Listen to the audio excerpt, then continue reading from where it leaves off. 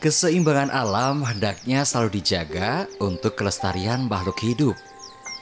Salah satu caranya dengan tidak melakukan eksploitasi alam secara berlebihan, namun disesuaikan dengan kebutuhan. Sebab alam merupakan tempat tinggal semua makhluk hidup, di mana sumber daya menjadi kebutuhan manusia dan makhluk hidup lainnya.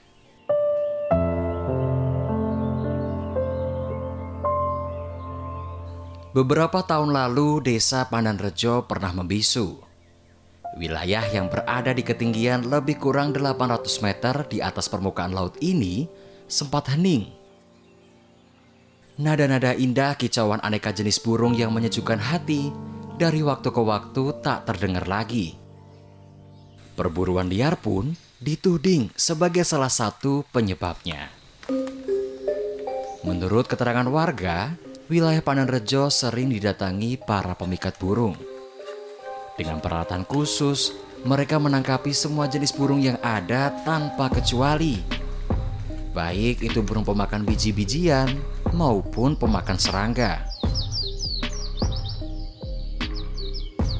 Selain berasal dari luar wilayah Desa Pandanrejo, tak sedikit pula para pemikat burung yang dikenali justru merupakan warga desa sendiri. Mas. Dua manuk, Mas. Rawas dicekeli, Mas. Nah ini, Mas. Saiki sono perdese, Mas. Rawas dicekeli, Mas. Oh iya, Mas. Ngapura aku tak arep mikat. Akibat tindak pemikatan burung yang berlangsung secara terus-menerus dan tidak terkendali ini, menyebabkan kerusakan komponen pada ekosistem. Ketidakseimbangan pun terjadi, salah satunya karena terputusnya rantai makanan alami. Populasi serangga ulat hama menjadi tidak terkendali, menyerang berbagai tanaman, termasuk berbagai jenis tanaman buah yang menjadi andalan wilayah. Akibatnya, tak sedikit petani merugi karena penurunan angka produksi. Nah, bagian yang sering diserang oleh serangga ulat hama itu pada bagian daun, pada bagian ranting, dan juga pada bagian batang. Nah, itu sangat merugikan sekali pada produktivitas buah tersebut. Karena pada waktu buah masih muda dan udah terserang oleh hama tersebut, menjadi buah tidak berkembang secara maksimal. Dan produktivitas buah yang biasanya mencapai 50 mencapai 40 itu menjadi sekitaran 20 kilo, kadang juga bisa menjadi 10 kilo. Nah, itu sangat berpengaruh sekali pada tanaman tersebut.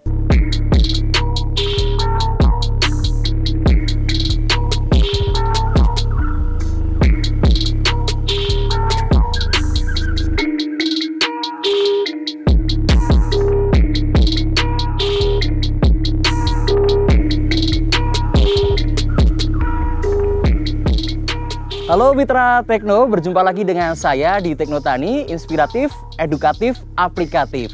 Nah Mitra Tekno, di episode kali ini Teknotani menghadirkan konten yang berbeda daripada episode-episode sebelumnya, yakni mengenai konservasi burung pleci di Desa Pandanrejo, Kaligesing, Kabupaten Purworejo, Provinsi Jawa Tengah. Nah, kira-kira seperti apa konservasi tersebut dilakukan di tempat ini? Saya akan ajak Anda untuk bertemu dengan pemerhati lingkungan, lurah desa setempat, dan juga mantan pemikat burung yang sudah sadar, bahkan kini ikut andil dalam upaya pelestarian. Ikuti perjalanan saya, Husein Joyonegoro, di Teknotani, inspiratif, edukatif, aplikatif.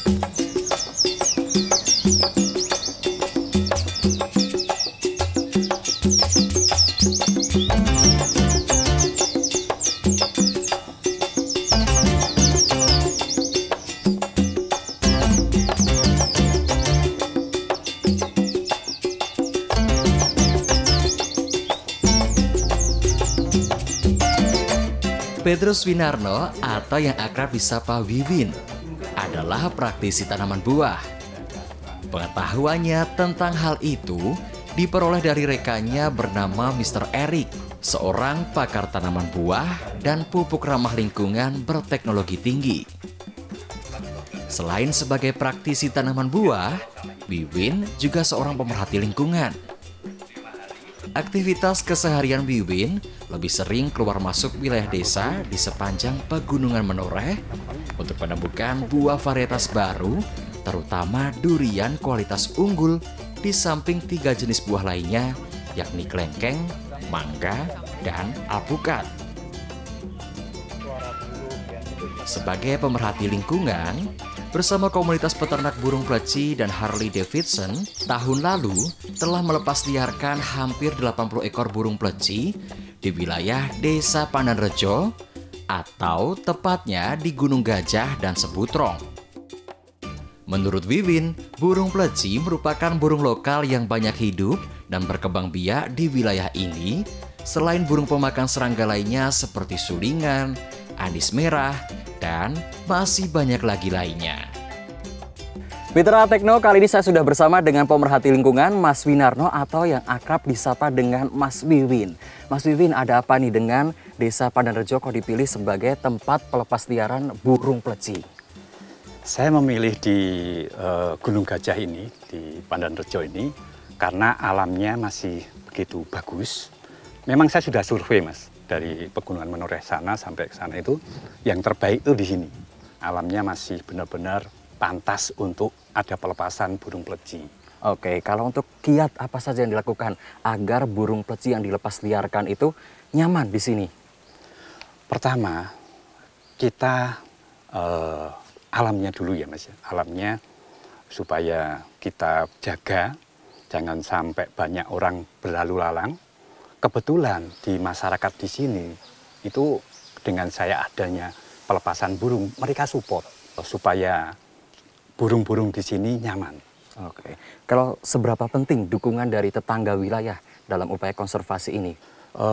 Sangat penting sekali mereka untuk menjaga di sini, karena tanpa mereka menjaga di sini dalam pelepasan burung, saya akan sia-sia. Makanya saya benar-benar survei dari satu ke satu, dan saya melihat masyarakat di sini itu senang sekali dengan saya melepaskan beberapa burung, terutama yang selama ini pleci.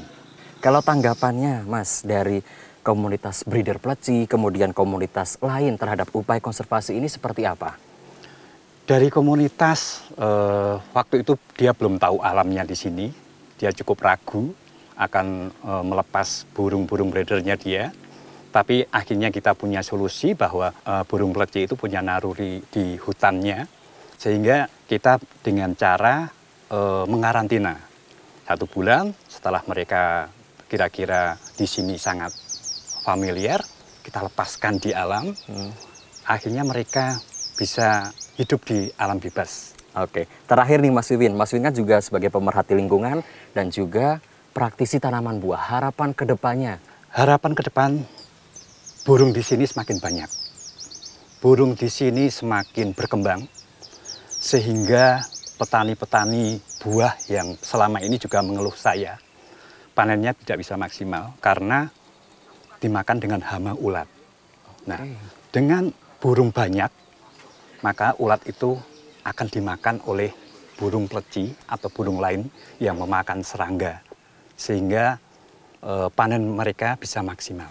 Oke, terima kasih Mas Wiwin sudah berbagi kisah inspiratif dengan Mitra Tekno di rumah. Nah, ini seperti biasa Mas Wiwin. Yeah. Ada satu kenang-kenangan yang sudah kami siapkan khusus untuk Mas Wiwin ini. Boleh diterima? Terima kasih. Nah, Mitra Tekno, setelah ini saya akan ajak Anda untuk bertemu dengan Lurah Pandanrejo dan Purwosari. Namun sebelumnya, kita saksikan terlebih dahulu instructional feature mengenai budidaya burung pleci. Tetap di Teknotani, inspiratif, edukatif, aplikatif.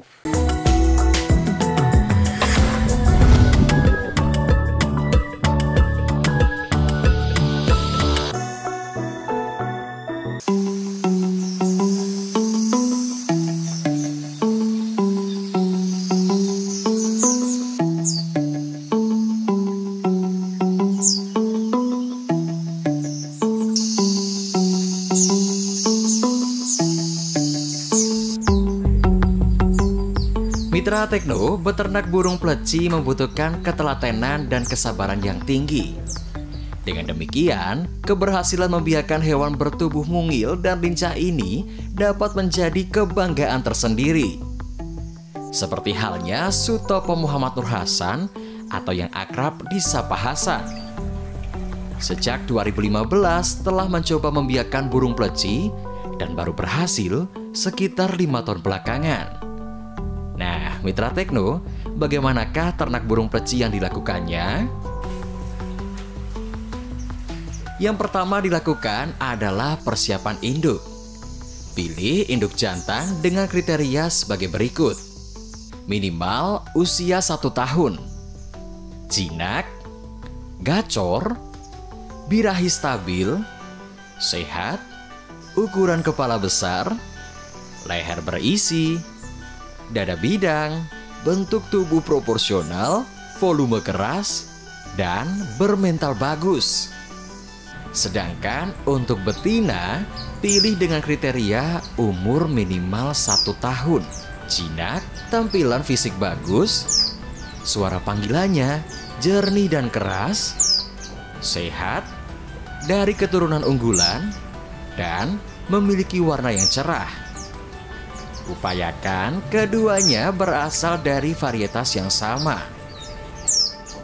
Setelah induk jantan dan betina disiapkan, langkah berikutnya adalah menyiapkan kandang pengawinan. Di sini, Hasan menggunakan sangkar gantung dengan ukuran panjang dan lebar 40 cm, sedangkan tingginya 50 cm. Selanjutnya, sangkar pengawinan dilengkapi dengan 2 buah pelangkringan atau tempat bertengger burung. Lalu tempat sarang, tempat for pakan, tempat serangga pakan, tempat minum, dan asinan. Setelah kandang pengawinan siap, induk betina dapat segera dimasukkan ke dalamnya. Langkah selanjutnya adalah penjodohan.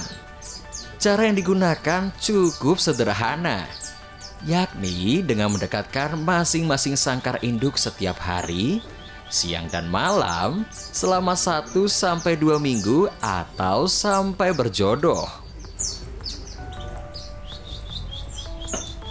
Pakan yang diberikan berupa fur dan serangga pakan berupa ulat kandang. Sedangkan untuk minumnya cukup berupa air bersih. Nah, Mitra Tekno, apabila telah berjodoh, induk pleci dapat dikawinkan. Sistem yang digunakan adalah kawin cabut.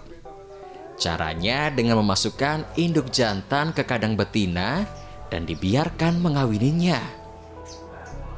Setelah kawin, keduanya kembali dipisahkan ke kandang masing-masing. Pakan yang diberikan masih tetap sama, yakni fur pakan dan serangga pakan. Sedangkan minumnya tetap berupa air bersih. Ciri-ciri jantan birahi biasanya itu gacor dan sering memanggil betina. Untuk ciri-ciri betina yang birahi itu sering ngekol memanggil si jantan. Setelah kawin, 2-3 hari kemudian induk betina akan bertelur. Jumlahnya 2 hingga 3 butir. Biarkan induk betina mengerami telur-telurnya hingga menetas. Masa inkubasi pengeraman telur pleci lebih kurang antara 10 sampai 12 hari. Pada masa itu, biasanya telur pleci telah menetas. Untuk pemeliharaan piyian, Hasan mempercayakan kepada induknya selama 5 hari ke depan.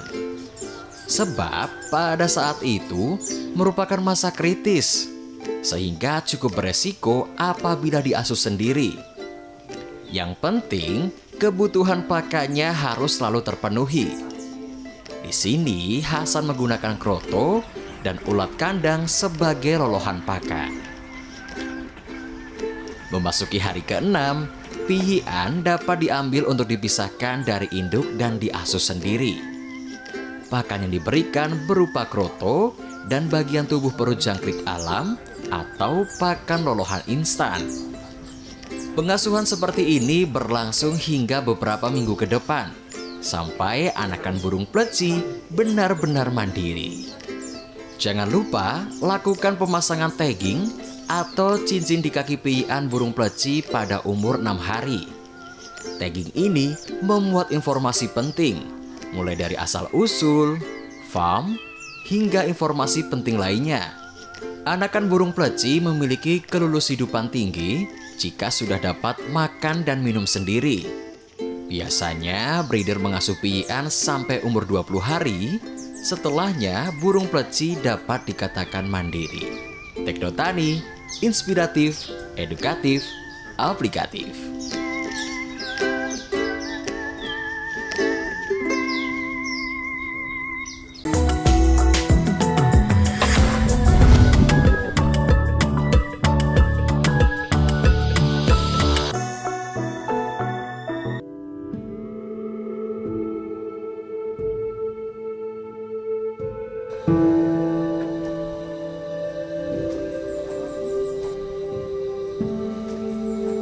Mitra Tekno, kali ini saya sudah bersama dengan Pak Supandi dan Ibu Sri Murtini, Lurah Pandanrejo dan juga Lurah Purwosari. Saya ke Pak Supandi terlebih dahulu nih Pak. Di Pandanrejo kan ada kegiatan pelepas liaran burung pleci. Bagaimana pengaruhnya terhadap ekosistem yang ada di Pandanrejo ini Pak?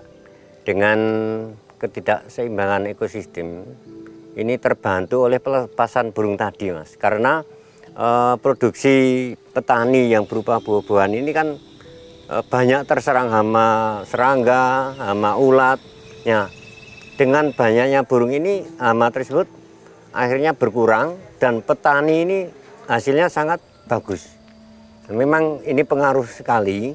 Jadi buah-buahan ini kan ada pete, ada rambutan, terlebih jambu apokat ini banyak yang terserang hama ulat, serangga. Nah, kemarin hasil petani ini menurun ketika satwa ini langka, tapi ini sudah dibantu dengan pelepasan burung, dibantu oleh komunitas Harley, akhirnya bisa membantu hama buah-buahan ini menjadi berkurang dan menghasilkan buah yang sangat baik. Oke Pak Pandi, kalau dari pemerintah desa sendiri, upaya apa yang sudah dilakukan untuk menjaga satwa-satwa yang ada di sini agar tetap lestari? Kami sudah mengeluarkan suatu aturan yang kita bentuk Perdes nomor 7 2019, ini yang mengatur tentang perlindungan satwa. Ini lengkap, kemudian masyarakat dan kami pemerintah desa juga sinergis melaksanakan aturan tersebut. Akhirnya berkurang, termasuk pemikat ini sadar akan melestarikan hewan-hewan yang ada di wilayah Pandanrejo ini. Apakah ada sanksi yang diterapkan Pak? Ada, ketika tertangkap basah pemikat burung, dapat 1 burung pleci umpamanya. Ini kita minta ganti 10 kali lipat burung. 10 kali ya, lipat harus burung. membelikan burung dilepas lagi. Oke, kita bergeser ke tetangga wilayah ini dari Purwosari sendiri. Burung pleci itu kan ada kemungkinan besar untuk bermigrasi ke wilayah Ibu ya, ke Purwosari sendiri. Apa yang akan dilakukan Bu dengan migrasi burung pleci tersebut Bu? Oke, baik Mas. Ketika yang sudah dilaksanakan di Pandanrejo, Pandanrejo sudah ada pelepasan dari komunitas Harley dan kemungkinan dan itu pasti Mas itulah akan lari ke Purwosari dan saya syukuri juga alhamdulillah dengan kegiatan seperti ini juga nanti akan meningkatkan komoditas pertanian yang kaitannya dengan apokat dan durian yang ada di Kelurahan Purwosari dan buah-buahan yang lain. Ini kami dari pemerintah Kelurahan Purwosari pun juga kalau tadi Pak Lurah Pandanrejo mengeluarkan Perdes, kami Kelurahan Purwosari juga mengeluarkan sebuah perkal kami nomor 9 tahun 2022 yang sudah duluan Pak Kades baru diikuti Purwosari gitu. Kalau untuk sanksinya sendiri apakah yang diterapkan hampir sama dengan Pandanrejo sendiri atau gimana Bu untuk Purwosari? Ini luar biasanya Pandanrejo ya Mas ya, yang Pandanrejo sudah kalau tertangkap mengganti 10 kali lipat. Kami masih lebih ini ya, satu kita musyawarah dulu. Musyawarah mufakat, kalau memang sudah nggak bisa pakai lisan, itu kita naiknya ke petugas yang berwenang, seperti itu. Oke, kalau untuk peran serta dan juga antusiasme masyarakat dalam menjaga kelestarian burung pleci sendiri di Purwosari gimana Bu? Di Purwosari sangat luar biasa Mas, kami alhamdulillah karena semangat gotong royongnya masyarakat Purwosari itu masih tinggi ya. Salah satunya yaitu mensosialisasikan dulu kami ke anak-anak Karang Taruna yang bersama Kanopi. Kanopi itu LSM ya, kaitannya dengan pelestari alam gitu. Terus yang kedua kami juga bersama anak-anak Karang Taruna itu mengidentifikasi kaitannya dengan burung yang ada di Kelurahan Purwosari yang dulunya itu kami sering jumpai satwa langka burung itu. Tapi sekarang itu sudah jarang, Mas. Untuk itu kami memang komit bersama anak-anak Karang Taruna dan alhamdulillah kemarin dari 4 anak kami juga ikut kompetisi di UNESCO kaitannya dengan pelestarian alam hayati ini. Terus selanjutnya di Kelurahan Purwosari juga sering diadakan mertikali, dan itu tidak hanya sekedar membersihkan sungai, tapi lebih ke salah satu kegiatannya menanam pohon dengan harapan sebagai pengikat air, yang kedua nanti bisa menjaga biosfer yang ada, terus untuk menjaga ekosistem yang ada di lingkungan tersebut. Oke, ada harapan apa Bu ke depannya? Harapannya nanti peningkatan produktivitas khususnya perkebunan yang notabene kami punya apokat, durian, dan kopi yang ada di Purwosari ini bisa meningkat. Oke, kalau Pak Supandi sendiri ada harapan apa Pak ke depannya? Banyak Mas harapannya dengan satwa ini terlindungi.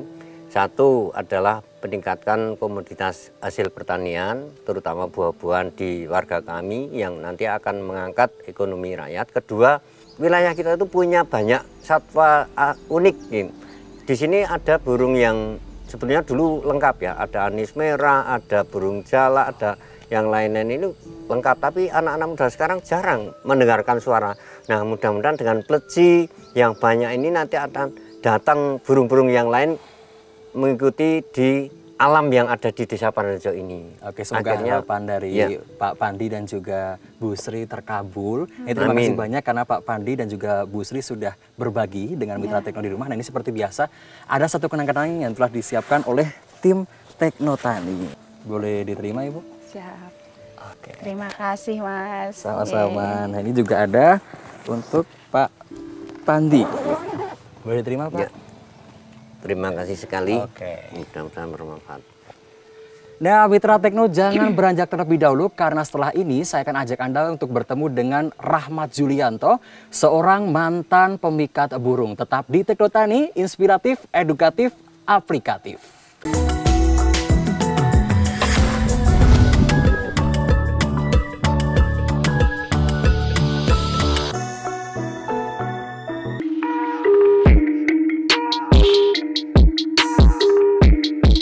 Mitra Tekno, saya sudah bersama dengan Rahmat Julianto, mantan pemikat burung yang kini ikut andil dalam upaya pelestarian.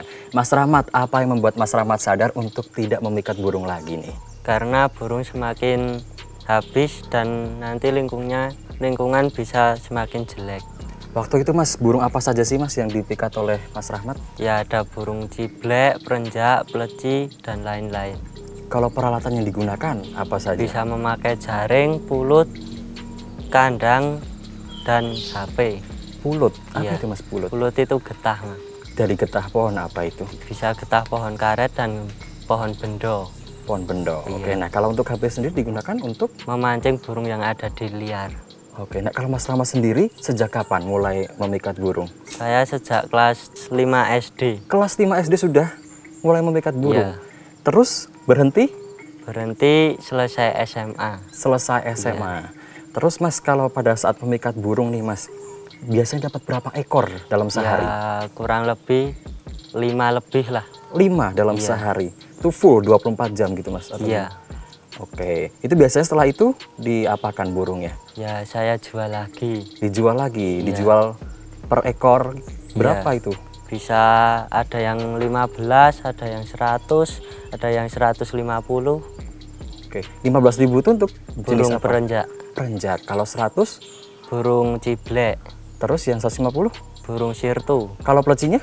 Plecinya bisa sampai 200. Kalau Mas Rahmat sendiri kan sekarang saya dengar-dengar itu kan sebagai istilahnya patroli ya di daerah sini ya? Iya, Betul Mas? betul. Apa aja yang dilakukan patrolinya itu Mas? Ya keliling hutan untuk memantau burung masih banyak apa enggak. Terus pernah nggak menjumpai pemikat yang masih beroperasi di daerah sini? Ya pernah.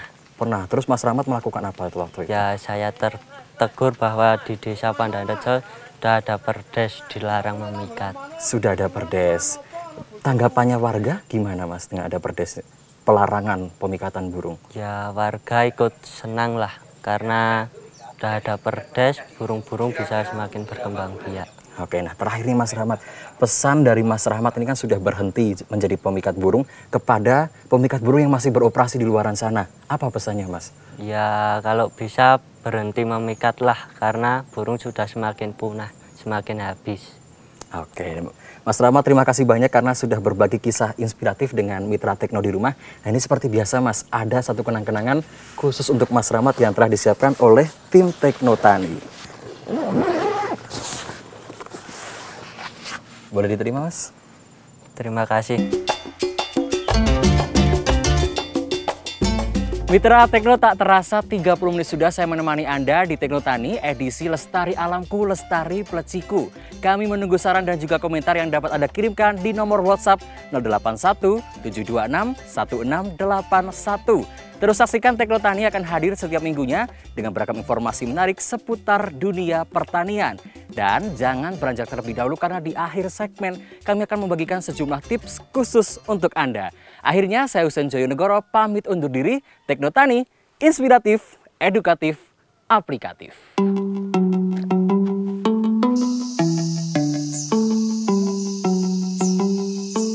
Hal-hal penting dalam breeding perci yang pertama yaitu tempat, harus ada kenyamanannya.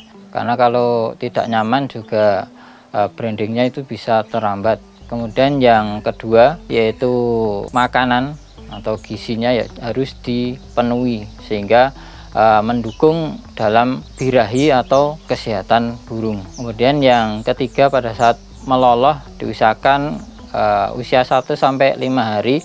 Di situ diloloh induk, kemudian setelahnya bisa diloloh sendiri dengan menggunakan kroto, perut jangkrik atau makanan instan. Kemudian bisa sampai mandiri. Salam ternak sampai mana, ngaji yo, bal-balan yo, ternak pleci yo. Tekno Tani, inspiratif, edukatif, aplikatif.